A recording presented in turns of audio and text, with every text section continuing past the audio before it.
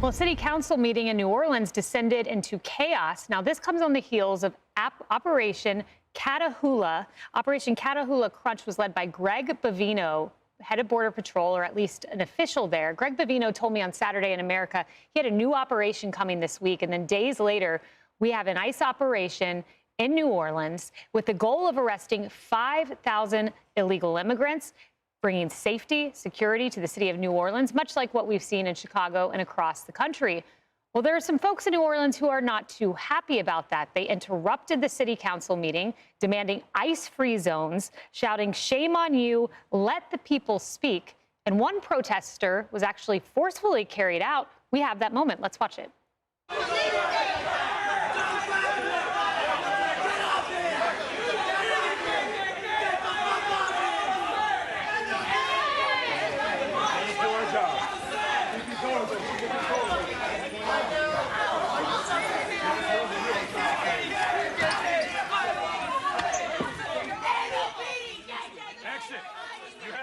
You know, Lisa, I really feel many of these protesters are badly informed about what is happening. Vast majority of individuals taken by ICE have criminal records.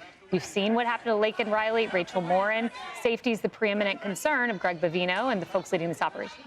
Yeah, and I'm glad you said that because they are being manipulated, and they're being intentionally manipulated by the media as well as people on the left, because they want the folks at home, they want these protesters to believe that it's just that ICE is coming in and just rounding up women and children. And they failed to tell the American people that 70% of the individuals who are being deported either are criminal. Look at that intensity going on right there, are either criminals or pending charges. And even some of these individuals in New Orleans, you've got home invasion, armed robbery, grand theft auto, and rape as well. But those are the stories that are not told to the American people. And that's why, you know, in the process of all of this, the left has been putting a target on the back of ICE agents. We know that some agents and officers have had bounties put on their heads to be kidnapped, to be murdered.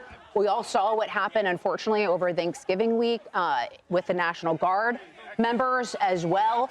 And so, unfortunately, the left, in an effort to manipulate and to propagandize, are putting our law enforcement agents in harm's way as well. I think you're right to make that connection. You know, Carly, Bavino told me that you'll have a left-winger out there calling us Nazi or any of these named masked agents. And then he said within hours, the people on the streets he's interacting with are repeating it. So it is having a tangible effect. Yeah, you know, I spoke to Jonathan Thompson of the National Sheriff's Association this week because he spoke before a congressional hearing on the war on badges, on how much of an impact rhetoric really does have when it comes to sparking this type of violence that you see in real time on the streets. And there is a correlation. And he brought up the fact that there were 38 deadly assaults, ambush attacks, deadly, on officers so far this year across the country. That means 38 families who do not have their loved ones because of these ambush assaults. So something is sparking this violence. And I do think that there is a deep correlation between this type of rhetoric that we hear in Washington, really careless speech, demonizing law enforcement officers who are trying to keep people safe. This operation was welcomed by state leadership in Louisiana. And the reason is because the immigrants that they are going after have extensive criminal records, but were let back out onto the streets. So you get those people off the streets, you let the people who are being harassed do their job, and everybody is safer as a result. Ari, and you know, you have these brief moments where the media pauses and acknowledges, oh, there was a terrorist attack at an ICE facility in Dallas with anti-ICE messages on the bullets. And they pause for a moment, then they go right back to platforming some of the most dangerous voices and dangerous rhetoric that affects our ICE agents. No, forget the media on this. The left-wing media is part of the why people try to come to America illegally. They think they can get away with it. But I want to step back from this. I'm a first-generation American. My mother is an immigrant to this wonderful country. She came here legally. What I cannot stand, as somebody who knows that immigration is good for America, it makes us a better country, a richer country. I cannot stand the idea that people think they can come to America illegally. If they came to America illegally, that they think they can stay in America illegally. And then moments like this, when I see people protesting to let these people stay illegally, they should be active. They should be said to be acting illegally when they disrupt a courthouse like this. No, if you came here illegally, it is ICE's job to remove you. That is part of why people come here. They come here for rule of law, law and order, safety and freedom.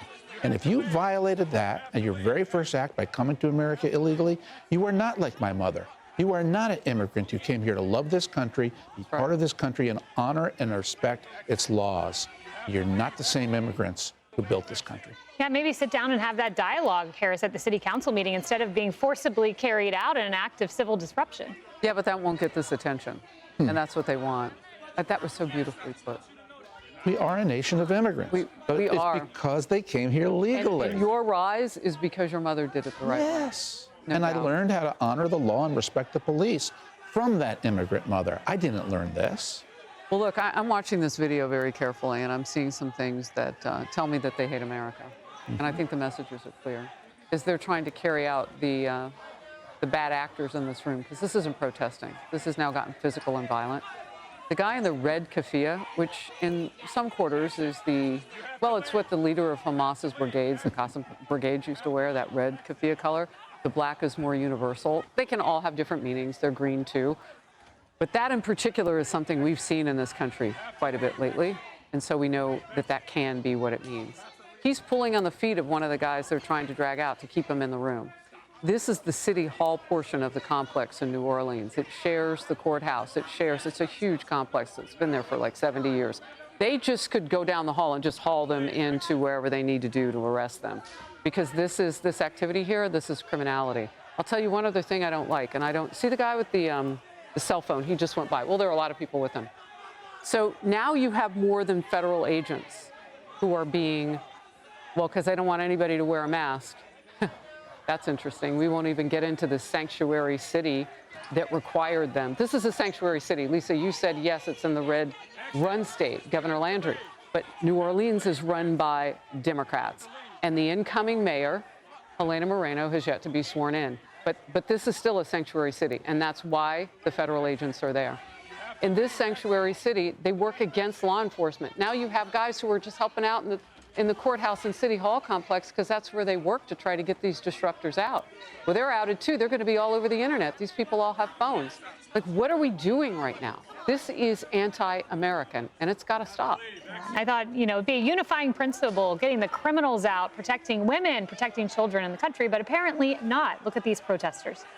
Hey everyone, I'm Emily Campagno. Catch me and my co-hosts Harris Faulkner and Kaylee McEnany on Outnumbered every weekday at 12 p.m. Eastern, or set your DVR. Also, don't forget to subscribe to the Fox News YouTube page for daily highlights.